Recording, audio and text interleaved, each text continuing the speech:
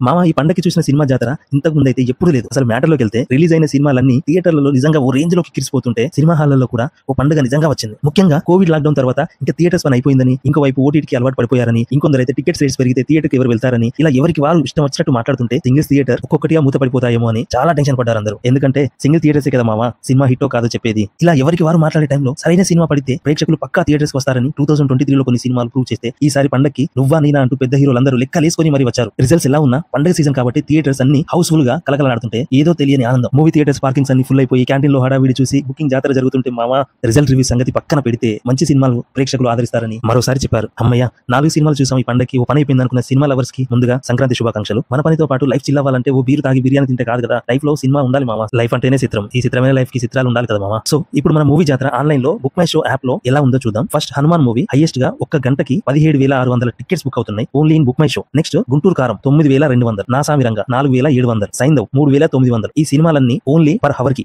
Last month December 22 కి release అయిన సలార్ కూడా లాస్ట్ 24 అవర్స్ కి 9,000 టికెట్స్ బుకింగ్ అయింది. మొత్తానికి మామ పండక్కి బాక్స్ ఆఫీస్ జాతర మాత్రం గట్టిగానే ఉంది. సో సినిమా బాగుండాలి. And thank you so much. Please don't forget to subscribe.